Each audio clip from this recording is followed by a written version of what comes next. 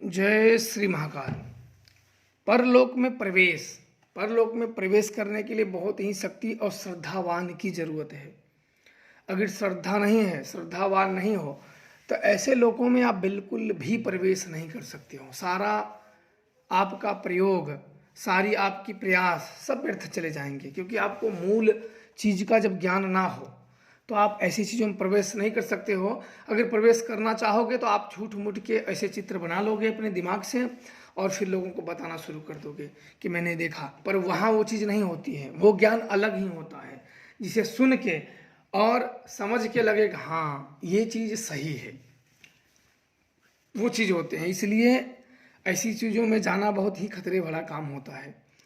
अब बात आ गई है कि हम लोगों को वहाँ जाने का, तो हमने माध्यम बनाया, एक शक्ति को माध्यम बनाया और उसे बुलाया और वो आया भी। इसके बाद एक प्राण सुरक्षा मंत्र होती है, जो कि शमशानी मंत्र होती है, अवघड़ी मंत्र होती है। वो जल्दी बताते ही नहीं किसी को, आजकल तो लगभग खत्म ही है वो। आजकल तो किसी को पता भी नहीं, नाम सुन लेंगे तो जरूर कुछ ना कुछ जोड़ जाड़ के बना देंगे। आप लोगों को सबसे पहले तो यही नहीं पता है कि मंत्र में भेद क्या होते हैं, कौन से मंत्र काम होते हैं, कौन से नहीं। क्योंकि मंत्र को एक बार पढ़ लो तो तुरंत पता चल जाते हैं कि मंत्र काम करेगा कि नहीं करेगा। कोई भी मंत्र किसी ने दिया हो, एक बार ही पढ़ने से दुहाई क्या है, इस मंत्रों में कौन कौन सी शक्तियां जुड़ सकती हैं। ऐसा नहीं कि आपने जप रहे हो राम का और दुहाई दो रावण का, तो ऐसे मंत्र बहुत चलते हैं, इसलिए वो मंत्र सफल नहीं होते हैं। क्योंकि मंत्र कपोल होते हैं, उनको मंत्रों का ज्ञान नहीं होता है, बस मंत्रों की बस संख्या बढ़ा के बस देना शुरू कर देते हैं। तो मंत्रों का आप लोगों को ज्ञान जरूर होना चाहिए। बिना मंत्रों का ज्ञान आप कोई भी मंत्र ऐसे उठा के जपोगे, कोई भी फर्क नहीं पड़ता है, कुछ भी नहीं आएगा। अब आगे चलते हैं। तो इसके बाद उस शक्तियों को बुलाया गया, वो शक्तियाँ आई, और ये शक्तियाँ मदद के लिए होती हैं। क्योंकि मेरे गुरुदेव जब थे तभी मैंने 4 मसानों को सिद्ध किया हुआ था, अलग अलग। मैंने 4 मसानों को अनजाने में सिद्ध कर लिया। मैं आप लोगों को बता देता हूँ यहाँ पे कि मैंने 4 शक्तियों को कैसे सिद्ध कर लिया। जैसे कि मैंने पहली बार, मेरे गुरुदेव थे तो उस मसान में लेके चले गए, तो वहाँ की सिद्ध हो गई। फिर दूसरा आया हुआ कि अरे गुरु जी इसी पार करते हैं, उस पार तो थोड़ा सा ज़्यादा भीड़ होती है, तो इस पार बैठ गए तो इस पार का भी मसान सिद्ध हो गया। फिर थोड़ा समय तक वहाँ पूजा हुई शमशान में। फिर हुआ कि गुरु जी एक बार मैं लाश जलाने गया तो एक शमशान में, तो यहाँ लगा बड़ा अच्छा है, यहाँ तो भीड़ भाड़ नहीं है, तो वहाँ गया तो वहाँ का भी एक मसान सिद्ध कर लिया। तो एक बार और दूर चली गई, गांव की एक जन गुजरे तो और दूर चली गई, तो वहाँ गए तो वहाँ उससे भी ज़्यादा शांत दिखा, तो मिला यहाँ तो सबसे अच्छा है, यही ठीक है करना। फिर वहाँ का किए तो वहाँ का सिद्ध हो गया। तो ऐसे मैंने अनजाने में 4 मसानों को साध लिया। एक बार ऐसे एक व्यक्ति से लफड़ा हुआ था, कुछ गाली गलौज हुआ था। वो तो पहले ज़्यादा गाली गलौज नहीं हुआ था, कुछ मतलब बात तनी तना हो गई थी, तो कुछ लफड़े हो गए। इसके बाद में शाम को सोया तो 4 मसान आए हुए थे, 4 मसान आए हुए थे, बोले कि हम मार देंगे, हमें चलाओ। तो मेरा एक बार तो मन हुआ, मैं हुआ कि मार देते हैं, कौन जानेगा कि किसने मारा किसने नहीं, चला देते हैं, मर जाएगा कौन। और 4 मसानों को एक साथ चला देंगे, माँ काली का सुरक्षा कवच लगा देंगे, कोई रोक भी नहीं पाएगा। और जो देखने आए उसको भी सबक सिखा देंगे, उसको भी ऐसे मारेंगे कि वो भी अपने सारी उसकी बाबागिरी निकल जाएगी। फिर वहाँ के चला देते हैं, मर जाएगा, सारा झंझट खत्म हो जाएगा।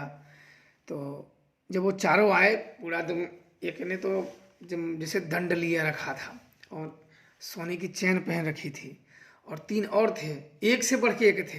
तो मेरी इच्छा पूरा हो गई चलाने की। अब देखो मेरे मन में एक लालच जाग गया ये कि चला देते हैं, मार देते हैं।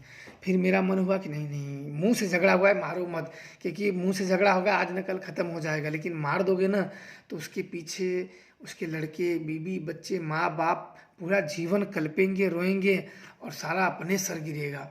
तो जाने दो, छोड़ो हटाओ, खत्म तो हो ही जाएगा, छोड़ो हटाओ। तब मैंने छोड़ दिया। नहीं तो मुझे पिशाचों को सुलाना भी आता है, चलाना भी आता है, आत्माओं से काम लेना भी आता है, उन्हें सुलाना भी आता है। पर मैं अपने विश्वासु शिष्यों को क्यों सिखाता हूँ? मैं ऐसे नहीं कि आज तुम आए आज तुम्हें सिखा दिया, नहीं। क्योंकि जब तक विश्वास किसी पे सही ढंग से ना हो, ऐसी शक्तियाँ नहीं दी जाती हैं। क्योंकि जब शिष्य 2 पे नाव रखता है तो किसी पे नहीं टिकता है, वो बीच में ही उसे गिरना है। इसलिए जब उसका विश्वास नहीं तो उसे ऐसी शक्तियाँ मत दो, नहीं तो वो कितने लोगों का हानि कर लेगा और अंत में वही शक्तियाँ उसका भी विनाश कर देंगी। तो काफ़ी सोच समझ के उन्हें दिए जाते हैं, क्योंकि हर गुरु का यही होता है कि परीक्षण बिना किए मत दो, बिना किए मत दो शक्तियों को। तो इसके बाद वहाँ तक चली बात, तो वहाँ उसको रोके, बाद में ख़त्म हो गया, तो शक्तियों को नहीं चलाया, क्योंकि बाद में मैंने सोचा अगर शक्तियों को चलाते हैं तो आज अपने ऊपर उसका हत्या ले लेते। तो अब और शक्तियों को जब बुलाया गया उस समय पे, तो एक शक्ति को मैंने भेजा यहाँ से लेके जाने के लिए दोनों को, तो दोनों को बिठाया। दोनों को बिठाने के बाद मैंने प्राण सुरक्षा मंत्र का जाप किया, मैंने प्राण सुरक्षा मंत्र का जाप किया और उन्हें भोग दिया। प्राण सुरक्षा की जो शक्तियाँ हैं, वो शक्तियाँ जो कार्य अंजाम देती हैं वो जागृत हो गई। वो जागृत होके उनको मैंने अपना कार्य उद्देश्य बताया कि वहाँ जा रहे हैं और इनके प्राणों को कोई छुए ना, इनके सूक्ष्म शरीरों को अगर कोई छुए तो तुरंत उसको माया को काट के आप यहाँ लाएंगे, और प्राण कोई भी ना हो। क्योंकि देखो बहुत बड़ी चीज़ होती है, कोई भी गुरु अगर शिष्य को अपने पास बुला के सिखाता है तो उसे सांप भी काट सकता है, बिच्छू भी काट सकता है, या और जहरीले जानवर काट सकते हैं, तो उसकी मृत्यु भी हो सकती है, कुछ भी हो सकता है। अगर मृत्यु हुई तो बच जाओगे। सोचो कितनी बड़ी रिस्क होती है सिखाना। इसलिए शक्तियों को ज़्यादातर घर पे ही लोगों को सिखाओ, और गुरु अगर उनके मन में भक्ति है, उनके मन में अगर गुरु भक्ति है, तब तो कहीं से भी सिद्धियाँ प्राप्त कर सकते हैं। अगर गुरु भक्ति नहीं तो गुरु की जेब में भी बैठ जाए तो उन्हें नहीं प्राप्त होती है। इतना आप ध्यान देना, गुरु भक्ति इसी से सिद्ध होती है। तो इसके बाद प्राण सुरक्षा मंत्रों का जाप किया, कुछ और शक्तियों को, सहायक शक्तियों को मैंने बुलाया। अब मुझे भेजना था उन शरीरों को, और इनको शरीरों को खुद नहीं, मैंने कहा कि आप लोग बस लेके जाएंगे ये शक्तियाँ, तुम्हें नहीं कि आंख बंद करके बैठ गए, हाँ गुरु जी ये बोल रहा है कि वहाँ से, ये वाली बात मुझे नहीं चाहिए। मतलब अपने दिमाग की कल्पना, क्योंकि मैं नवरात्रों में सिखा रहा था ना, मैं काफ़ी शिष्यों को शक्तियाँ सिखाई, अपने दिमाग की कल्पना मुझे बताने लगे। सुजान भी था, हंसने लगा, हिराक्ष भी, अरे ये लोग क्या तांत्रिक बनेंगे, अपने दिमाग की उपज बता रहे हैं। उपज नहीं, मुझे मतलब सत्य, ये नहीं मतलब ना देखो तो ना देखो, सीधी तौर पे बोल दो। तो वो और रास्ते निकलते हैं नहीं कि मैंने देख लिया, मैंने आप आई ही शक्तियाँ ये है वो है, बिना मतलब के कचरे वाले ज्ञान, अपने भी भटको दूसरों को भी भटकाओ। शक्तियों से बात करना इतना आसान नहीं होता है, देखना इतना आसान नहीं होता है। तो मुझे वो वाला नहीं चाहिए था। तो इसके बाद मैंने सब उसका भोग भी, क्योंकि भेजने में भोग भी लगते हैं जो लेके जाता है, क्योंकि प्रसन्न मन से भेजना होता है। तो शक्तियों को बुलाया। उस समय मैं लाइफ में था, लाइफ ख़त्म किया, लाइफ ख़त्म करके बुलाया तो सारे प्रेत, जो वहाँ के प्रेत आत्माएं थी, वो कोई सो के देख रहा है, एकदम बिल्कुल जैसे कि कोई नाटक देखने आया हो, सो के देख रहा है कोई। दोनों अपने हाथ वो दिख रहे हैं उस समय, जब शक्तियाँ और प्रत्यक्ष शूल, जब प्रत्यक्ष शूल मंत्र को भिड़ा दिए जाते हैं ना, तो प्रेत सब दिखने लगते हैं। प्रत्यक्ष शूल एक अघोर महाविद्या है, जो कि एक महाशक्तियाँ की उप सहोदरी है। उप सहोदरी नहीं जानते होंगे आप, कोई बात नहीं जानते हो, उसी पर रहने तो ज़्यादा जानोगे भटक जाओगे। उप सहोदरी को मैंने बुलाया, उप सहोदरी आई, प्रत्यक्ष शूल मैंने भिड़ाया, शक्तियाँ सब आ गई। मैंने सोचा आएंगी कि नहीं, क्योंकि जब मैं लाइफ में था तो ध्यान बढ़ रहा था, और लाइफ ख़त्म करके मैंने उस सहोदरी का आह्वान किया, वो आई, प्रत्यक्ष शूल मैंने भिड़ा दिया, लगाया मैंने, वो आई।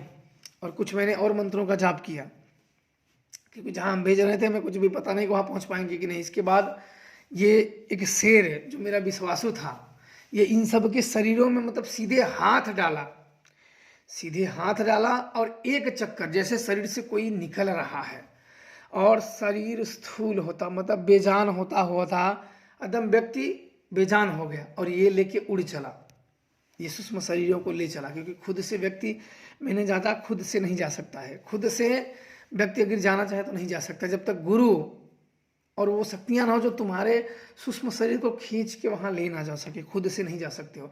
खुद से अगर आप लोग ये बताओगे तो सिर्फ अपने दिमाग की कहानी बताओगे, मैंने सब जांच लिया है। आप बताओगे कि मैंने ये देखा, मैंने वो देखा, मैंने देखा, ये सिर्फ उसकी कहानी और उसका भ्रम होता है, दूसरों को भरमाता है, चाहे वो लेडीज हो, चाहे आदमी हो, चाहे कोई भी हो।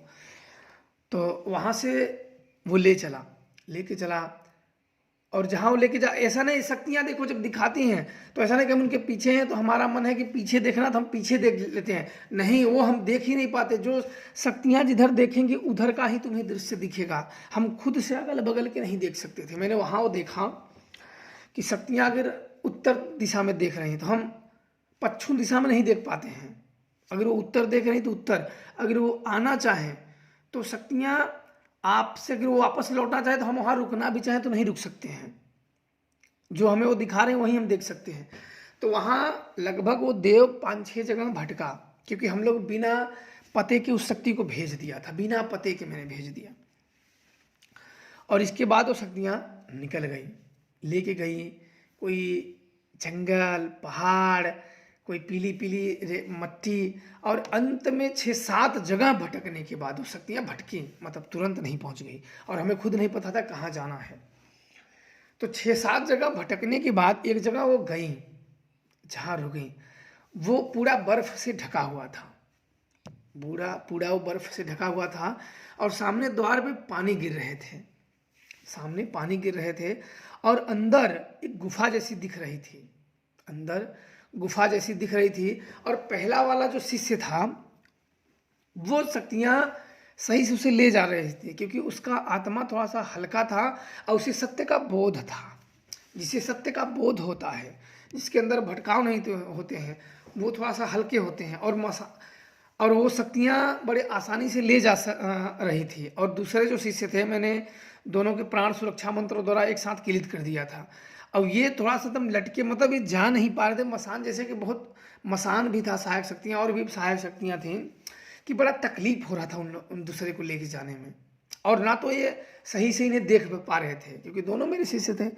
इसलिए मैंने ये देखा कि जिसके सत्य का ज्ञान ना हो, सही जानकारी ना हो, वो नहीं जा सकता है ऐसी चीज़ों में। वो अगर बताएगा भी तो अपना सिर्फ कुजाल और भ्रमजाल बताएगा, बस, इससे ज़्यादा कुछ भी नहीं बताएगा। तो वहाँ जाने के बाद जब उस शक्ति ने एक हाथ से पकड़ा, वो दिखाने की कोशिश कर रहा था। इसके बाद झरने के पास ही खड़ा था, कुछ लटक के ऊपर जाने की, ऊपर जाए, लेकिन ऊपर वो शक्तियाँ उड़ नहीं पा रही थी। इनकी आत्माओं के बोझिल की वजह से वो शक्तियों से ये मालूम पड़ा कि जब हम जो खाना खाते हैं, जो भोजन खाते हैं, ये हमारे लिए पाप है। अगर ऐसे स्थानों पे जाए जाते हैं तो व्रत होके जाए जाते हैं, और हमें इस चीज़ की जानकारी नहीं थी कि भोजन उस दुनिया के लिए पाप होता है। तो अब वहाँ क्या करें, जब वहाँ पहुँचे, चीज़ राज खुली, तो वहाँ फिर भी वो शक्तियाँ लड़ी, मतलब गई, और वो पानी को छूते ही वापस हम सबको वहाँ फेंक दिए गए जहाँ से हम गए थे, जो हमारा माध्यम बना था। तुरंत यहाँ आँख खुल गई, पानी के अंदर नहीं जा पाए, वहाँ से तुरंत पानी को छूते ही फेंक दिए गए। इसके बाद यहाँ आँख खुली, तो ये हुआ कि ये क्या चक्कर था, क्योंकि हमारे पास कोई ज़्यादा जानकारी हाथ नहीं लगी कि अब क्या करें, अब कैसे क्या करें, कैसे ना करें। तो फिर ज़्यादा कुछ समझ में नहीं आया, क्योंकि दिमाग अपना नहीं चलाना था, और शक्तियों को ज़्यादा वहाँ खुद ही सूक्ष्म शरीरों से जाए तो जाए, नहीं तो शक्तियों से नहीं जाए, क्योंकि शक्तियों को चलाने का मतलब है कि फिर पता नहीं क्या देखें क्या ना देखें, कुछ ऐसी बता दें कि हम सबको समझ में ही ना आए। तो वहाँ से हम सबको, उन आत्माओं को जब देखे, तो सारी आत्माएं मतलब दर्शक बन के देख रही थी बैठ बैठ के। तो इसके बाद मैंने वो विद्याओं को काटा, सबको धन्यवाद बोला, तो फिर उन शक्तियों को भी धन्यवाद बोला। हम लोग उठे, प्राण सुरक्षा मंत्रों को काटा, वो कटी, और शक्तियों को मैंने वापस भेज दिया। भेजने के बाद फिर उनका पूजा दिया, फिर हम लोग उठ गए। उठने के बाद सारे कामों को रोक दिए गए। फिर उन्हीं बातों में लग गए कि आगे का प्लान बनाने लगे, कि अगले बार में अब रणनीति बनाने लगे कि अगली बार में अब कौन कौन सी शक्तियां भेजी जाए जो वहां जाए। अब अगली बार में इससे बहुत पावरफुल शक्तियों को भेजना था, क्योंकि एक बार ये भेज चुके, तो इससे बड़ी पावरफुल शक्तियों को भेजना था। तो अगली वीडियो का आप लोग इंतज़ार करिए, और तब तक ये कहानी आप लोगों को समझ में आए तो ज़रूर कुछ सीखिए, और समर्पण की भावना रखेंगे तो ज़रूर आप लोग इन बोझिल शरीरों को मुक्त पा सकते हो। अपनी कामनाओं से मुक्ति पाके उस पर ब्रह्म के शरण में आप लोग जा सकते हो, अगर बझे तो उस पर ब्रह्म के शरण में कभी भी नहीं जा सकते हो। तो आप लोग खुश रहें और प्रसन्न रहे। माता काली और महादेव का आशीर्वाद आप सब लोगों पे बना रहे। जय श्री महाकाल।